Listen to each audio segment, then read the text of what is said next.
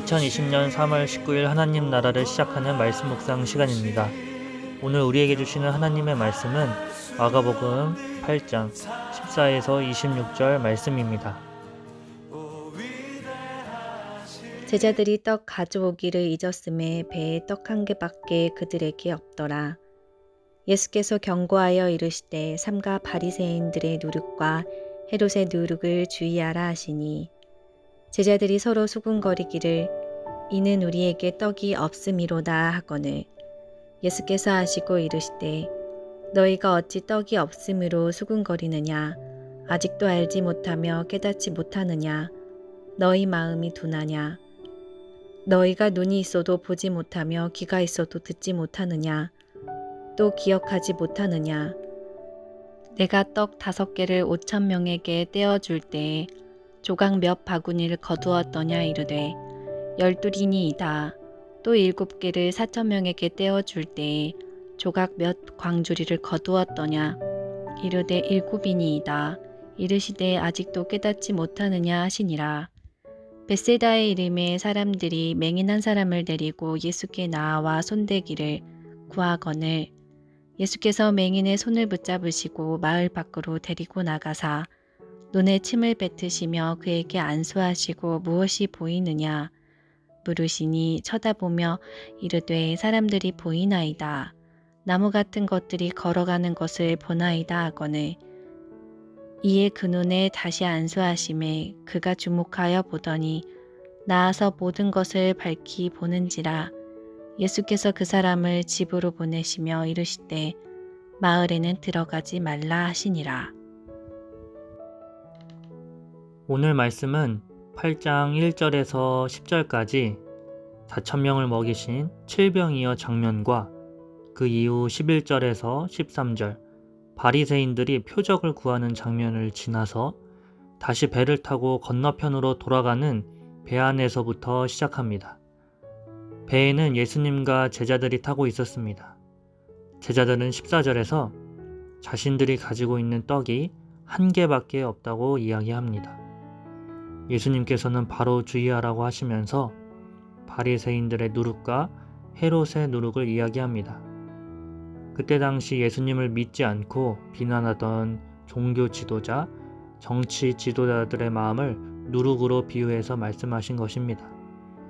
이 마음이 제자들에게도 동일하게 있었기에 주의하라고 하셨습니다. 그러나 그 말을 듣고 제자들은 자신들에게 떡이 하나 있음에도 불구하고 하나도 없다고 수군거립니다.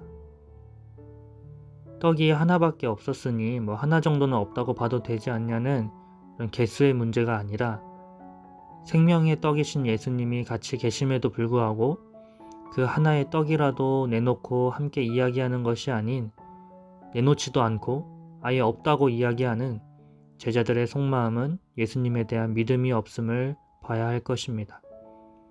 예수님께서는 제자들을 보시고 둔하냐, 기억하지 못하느냐, 깨닫지 못하느냐 3가지의 냐 질문으로 제자 훈련을 혹독하게 하셨습니다.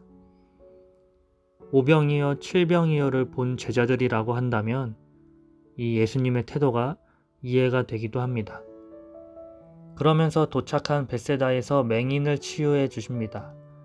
예수님께서는 이 맹인을 고쳐주시는데 한 번에 고쳐주시지 않았습니다. 3번에 걸쳐서 치유해 주셨습니다. 무엇이 보이는지 예수님에 대한 질문에 맹인은 3 종류의 보는 행동을 합니다. 말씀의 표현대로 이야기하자면 첫 번째는 쳐다보며, 두 번째는 주목하여, 마지막으로 밝히 보는지라로 완전한 치유가 이루어집니다. 오늘 말씀을 통하여 삼삼하게 말씀하시는 예수님의 음성을 듣습니다.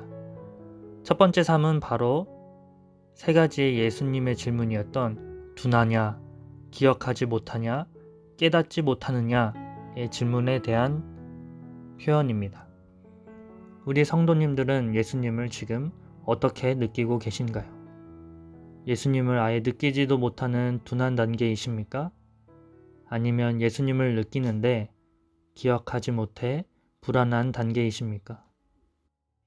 아니면 기억은 했지만 깨닫지 못해서 아직까지 온전한 제자의 삶을 살지 못하고 계시는 단계이십니까?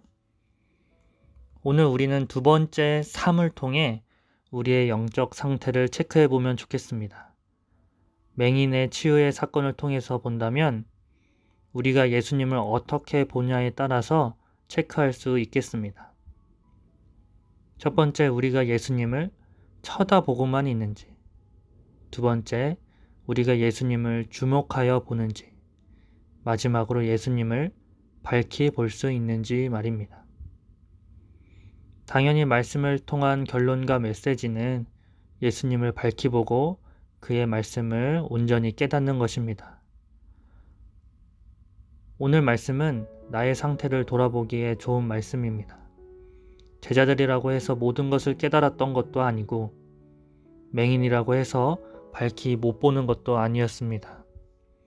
오늘 두 가지 이야기를 통해서 진정한 제자에 대해서 이야기하고자 하는 마가, 그리고 진정한 제자가 되기 위해 우리 자신을 돌아보고 체크해보는 시간을 허락하시는 예수님의 말씀에 귀를 기울이는 시간이 되기를 소망합니다.